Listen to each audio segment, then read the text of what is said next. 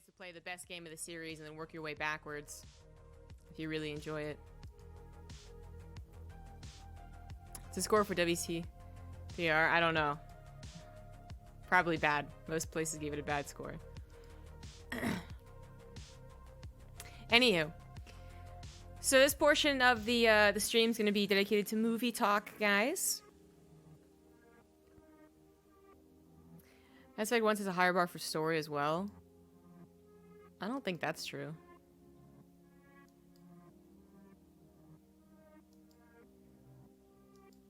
Granted, I don't remember 1 as much as 2 and 3, but I did replay 1. I went through the whole trilogy at one point years ago, and I didn't think it...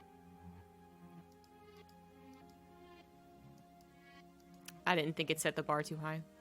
Did I see Shawshank for the first time or something? Yeah, all these movies are movies I had not seen previously. In my quest to watch more movies. So...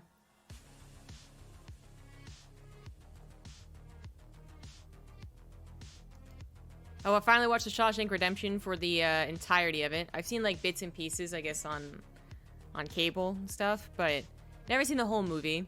Finally got around to watching it. I was not totally enthralled. It's not that it was a bad movie, but I was not totally enthralled. I did a couple of things after about 40 minutes of watching the movie. I was like, okay, like let's start some editing or something. So things where I could still pay attention, but I didn't really feel the need to just like hone in and just watch and be like, oh my god. And then what happens? Oh wow. And then what happens? Like, I queued up some videos to be edited, and then I decided I wanted to take a bath. So I watched like 30 minutes of the movie while taking a bath. Very nice, luxurious bath. And then I finished the last like 30 minutes of the movie. Hack on my computer. Shawshank Redemption.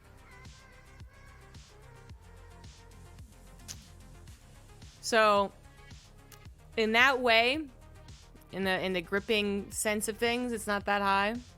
It started off pretty strong, you know, just throwing you right into the mix of the court case, making the guy look very guilty.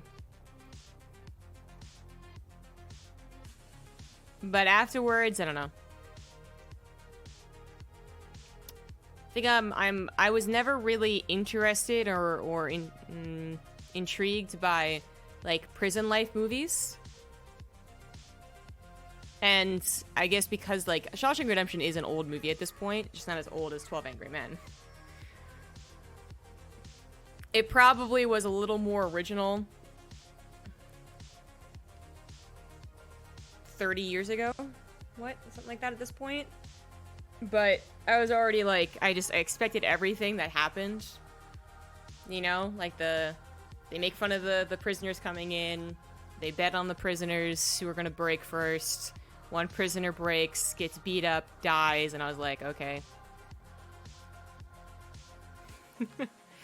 I get it. The prison system is really quite unjust. I understand. So I guess just the whole movie as like a whole has never really interested me for the setting. What I was most interested in was, you know, obviously the actual plot and development of the character. Of which I would say there's not really any development of the character. The main character, I guess. Well, I guess you could argue about who the main character is. And I forget their names right now, so. But yeah, he doesn't really change too much. He basically is like, bad things happen to him, he overcomes them, and he makes the prison a better place. That's cool. Okay, his name is Andy. Yeah, that's right. And then there's Red. And I was gonna say, you could say that Red's the main character. Red changed. That was his whole thing, was that he shows him doing a spiel that he's practiced for years, and then by the end of the movie he does a different spiel to try and well, not even try and get out of jail. After the third time he's like, yeah, I don't even care, and he gets out of jail.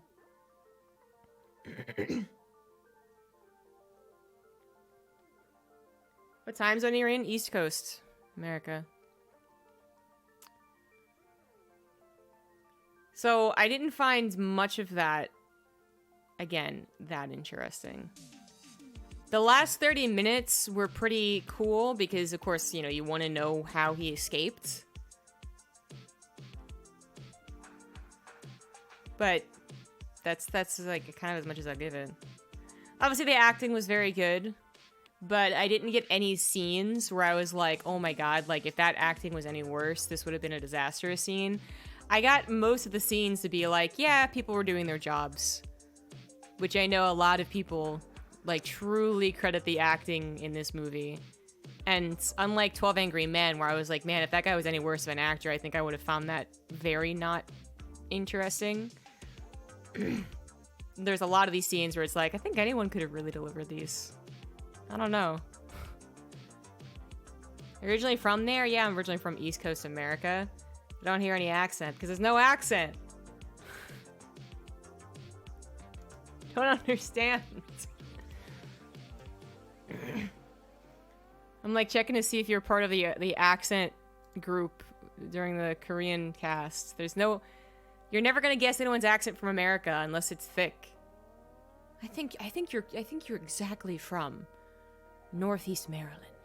That's the accent I'm picking up right now. No one fucking says that. Have you seen Raging Bull, Taxi Driver, Casino, or Goodfellas? No. I saw Taxi Driver when I was really young.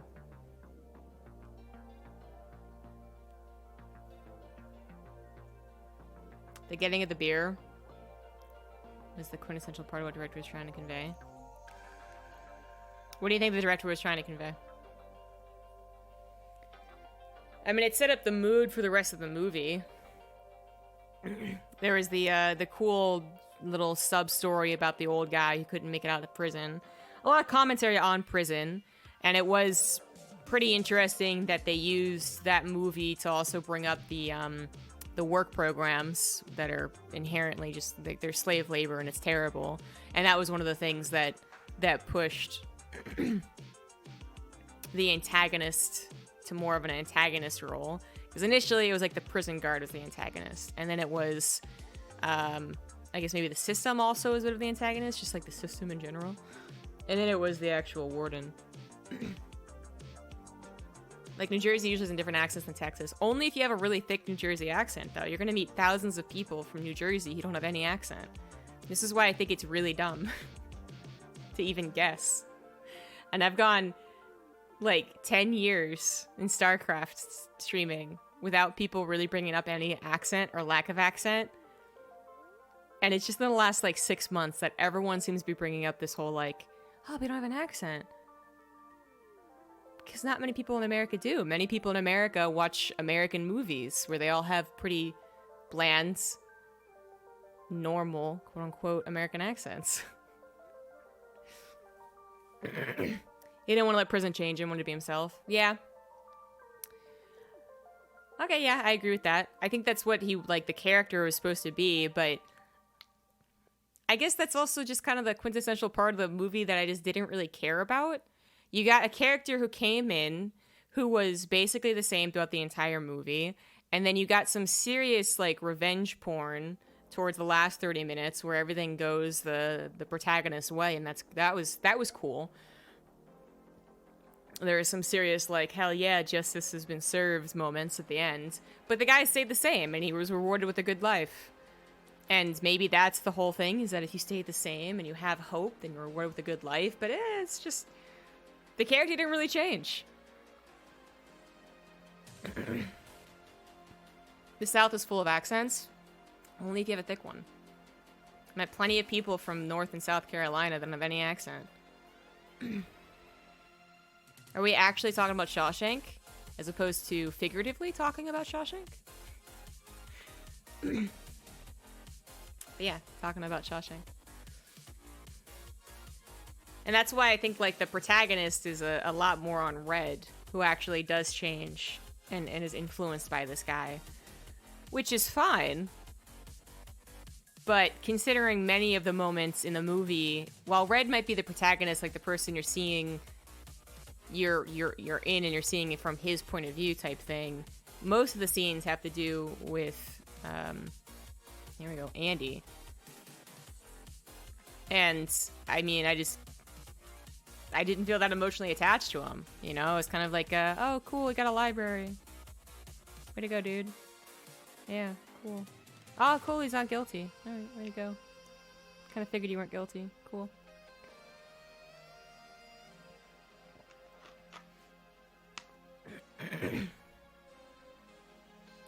And I'm sure a lot of other people will comment that that's like a good thing and it's an interesting way of like directing and storytelling, and the whole point was that that one guy didn't change and it influenced everyone around him, and that's the power of one person and hope. And I'm sure there's a lot of things that people will give its, you know, credit to.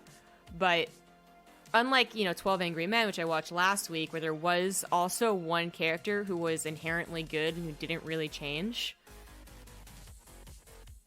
there was so much more in 12 Angry Men about the 11 other men and how their viewpoints change, that even though he was the protagonist, you didn't get to see any one person's viewpoint on him, really. Unlike this, where, yeah, you could really argue that, like, Red was telling the story and it was some bias according to Red's perception. And there was 11 other guys really, like, picking up the slack of character development and moving the story forward. I always feel like Shawshank didn't have that same effect.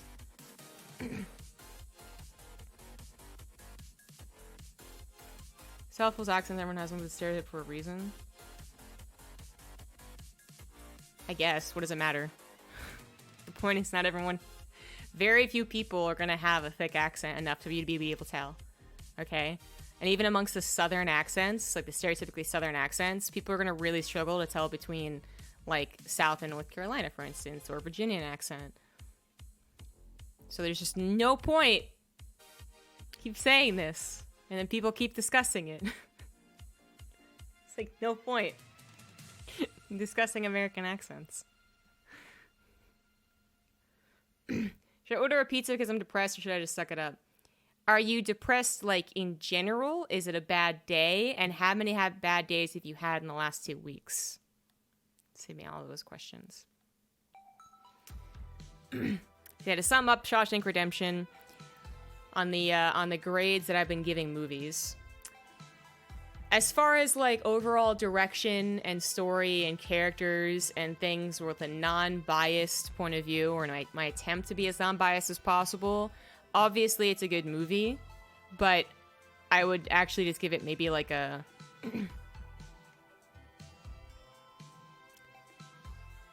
7.5, an 8 out of 10 or something like that. Because I want to give it some credit to things that I didn't see, but everyone else has said, right? Like, the acting is incredible. To me, it didn't seem like that was that incredible, but I'm going to go with everyone else and give it that high score.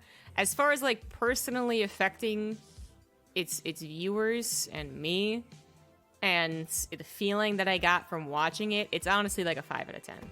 It was perfectly average.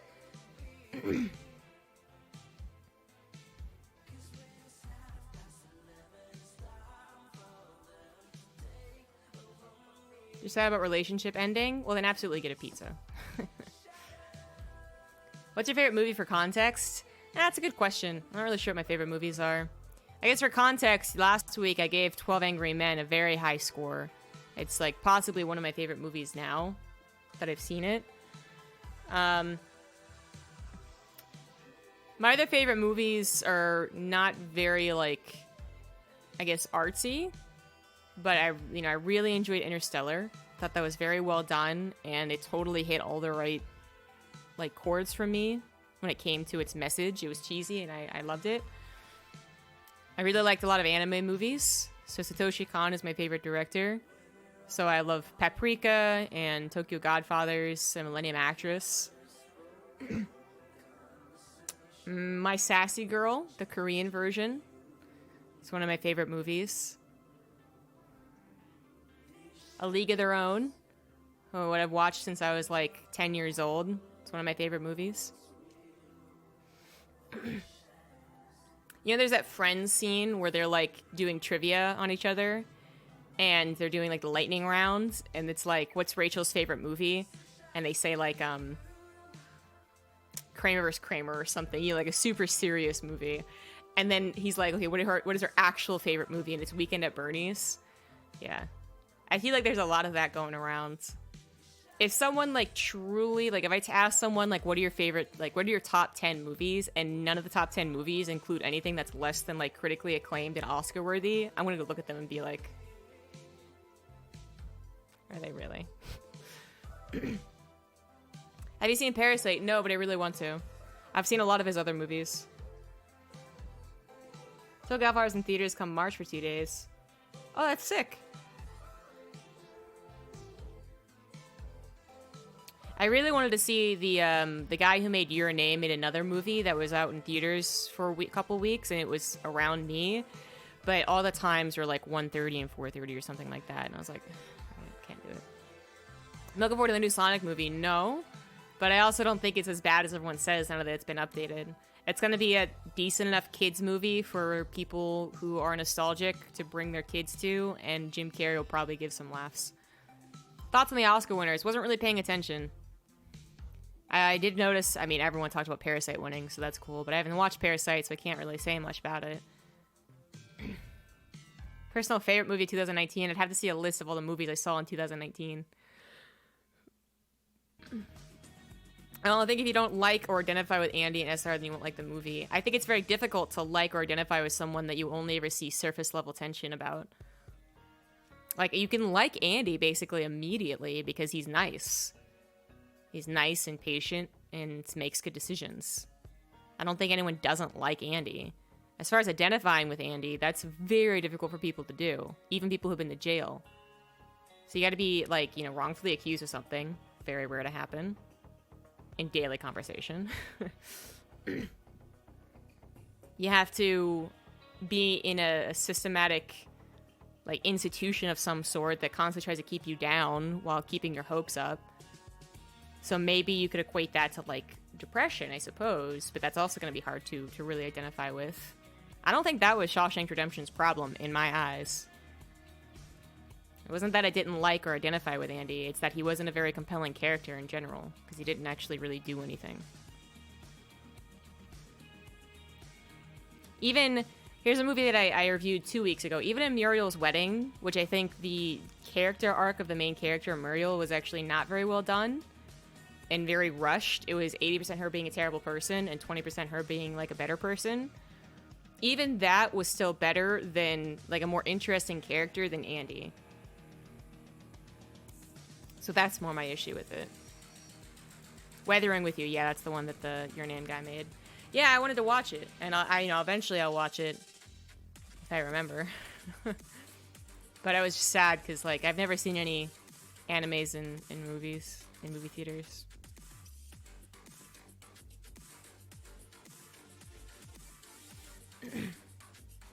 And I don't know what movies came out in 2019, man. It's always such a hard question to ask. It's something that people have asked me before. Didn't much like Once Upon a Time in Hollywood. Apparently Avengers Endgame came out this year? Last year, rather. I like Endgame.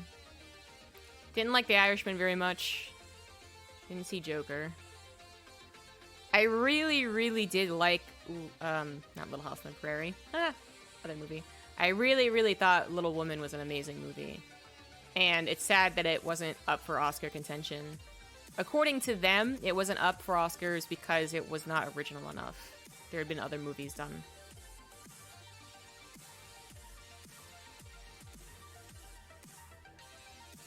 Spider-Man Far From Home was a great movie. I really enjoyed that one. Captain Marvel was good. Hit me on a personal level. Zombieland Double Tap was worse than the original, but still fun. Booksmart, I did not enjoy. Hustlers was surprisingly good. Toy Story 4 felt unnecessary, even if it was good. Aladdin wasn't that good. Long Shot was surprisingly good. Late Night was not good. Detective Pikachu was surprisingly good.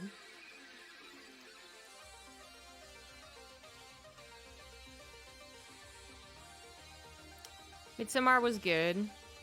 Didn't bother watching It Chapter 2. Doctor Sleep was not that fun. I didn't think it was that fun. I did really like Us. I thought Us was very, very interesting. I'd watch that again. Little Monsters was highly reviewed, but I didn't think it was that good.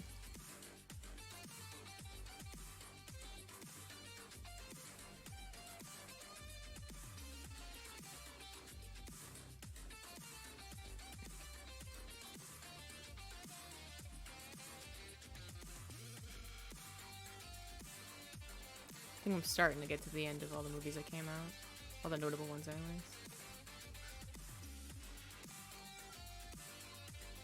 Yeah. Honestly, maybe Us and Little Woman were my favorite from 2019.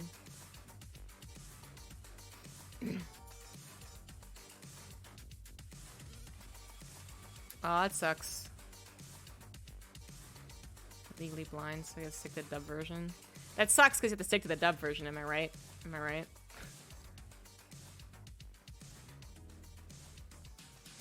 Dragon Ball Super Broly released. I didn't watch it. Anything new that's come out of Dragon Ball Z has just been disappointing. Maybe not bad, but disappointing for me.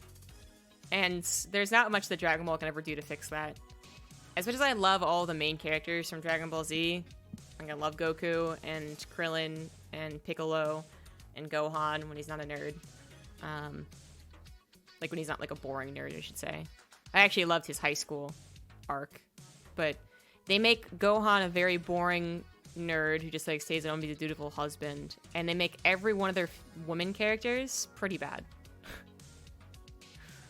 Not like low strength, but like just pretty bad. Pretty bad characters. Paddleton? Is it called Paddington in America? Or maybe this is a different movie.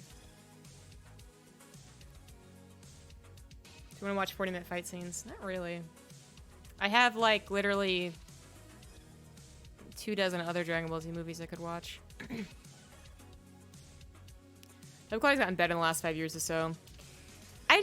I know there's very good voice actors out in the world. And I know there are different issues that come with dubbing as opposed to doing, like, an English native or cartoon. Like, Futurama has good voice acting. But there's just something that there's something else besides the whole, like, trying to fit a long sentence into a short sentence and vice versa, because Japanese and English are so different. Fitting the amount of animation with, like, English words can be very difficult. Like, I understand those are some of the problems. But there's just something that they do, that they tell all of these talented voice actors to do, that I'm just like, ugh, stop it. Stop telling them to do that for anime. Because I'm trying to think of any anime that I was like, the only anime I've recently been impressed by for its dubbing has been My Hero Academia. I think does a great job. I think Piccolo as All Might's amazing. And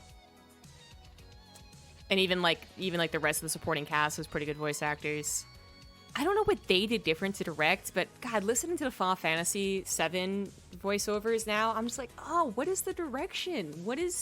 Why do they sound like this? It's like they're trying to mimic the stereotypical Japanese woman. I'm mostly ragging on the voice actors, I suppose. But it really does not translate well. So to stop trying to make them sound like it. I know they have their own normal voices that are perfectly fine for these characters. God, I could rant about that all day. Jesus. Paddleton. It's an independent movie with Rhea Mono. Okay, I don't know then. I thought you were talking about Paddington, which is like a cartoon about a bear. But it was highly reviewed. I know you're definitely talking about something different. Anime breathing noises intensify? Yeah. There was something really cool I learned about, though, recently. So there was a very, very good one-shot manga that came out, which was so popular, the guy ended up doing a full-set manga called Silent Voice, and then it got turned into an anime. Animated movie, I should say, not like an anime. The animated movie, I think, is on Netflix, if you guys want to check it out. It's a good movie. I think the manga is better, because, you know, hashtag hipster. But it's a very good movie. But I bothered trying to listen to the dub for a little while to see if it was any good. It's okay. But what was really cool is that while the Japanese voice actress, I should probably tell you the context before I say this. The context is that it's set back, like, the one shot was just some guy remembering being a bully to a girl who is deaf, and then he basically gets bullied himself because he gets called out for it, and everyone bullies him, and then he learns that he's a terrible person and what he did was really wrong. So, somewhat sadly, he wants to kill himself. But before he kills himself, he decides to go apologize to the chick, and in doing so, becomes friends with her, and then doesn't kill himself. So there's the happy note.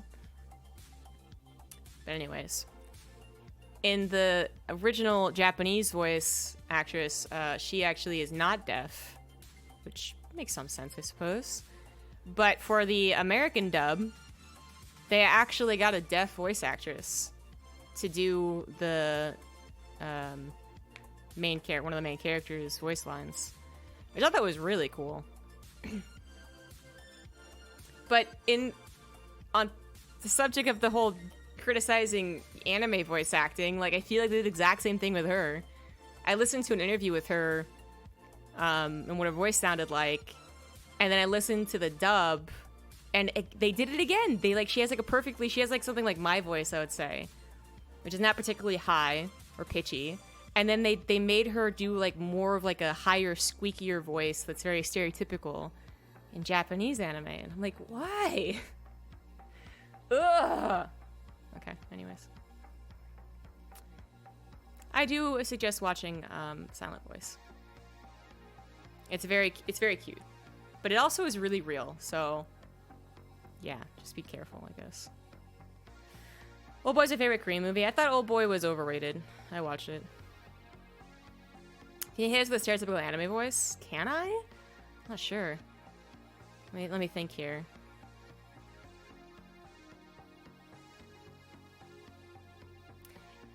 Sometimes it's not about how high their voice goes. It's about how, like, floaty their voice is. Like, there's no real oomph. It sounds totally artificial. So I'm trying to think of, like, a voice line that Eris would say with the new dub. Oh my god! Cloud, watch out! Is like that. And it just sounds so artificial. And yet that's what they think is gonna be, like, for the fucking, like, 60 plus hours in this game. I'm just gonna listen to her do that? Yeah.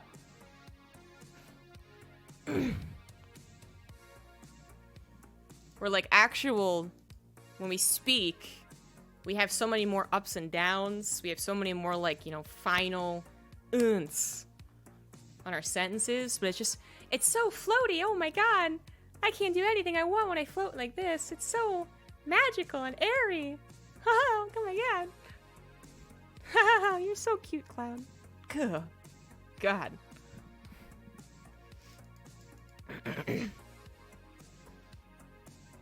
Maybe that voice is the key to get an announcer voice back.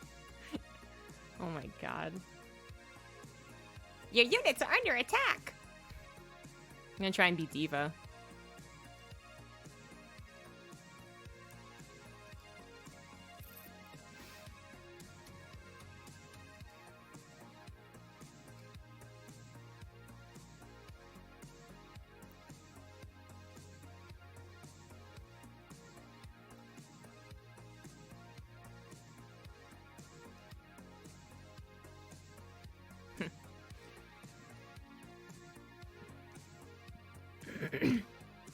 Kind of sound like Minnie Mouse. It's very easy to go into Minnie Mouse when you raise your voice. It's also easy to go into Mickey Mouse when you start laughing. Many people who are asked to guffaw just sound like Mickey Mouse. Ho-ho! How many cat trees do you own? 1.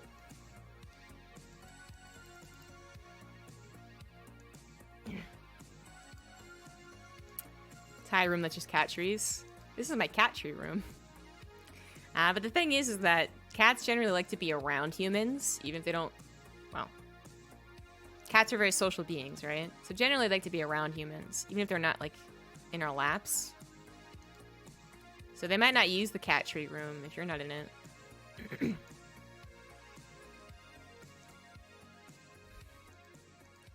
The ZG voice pack for the announcer? Yeah.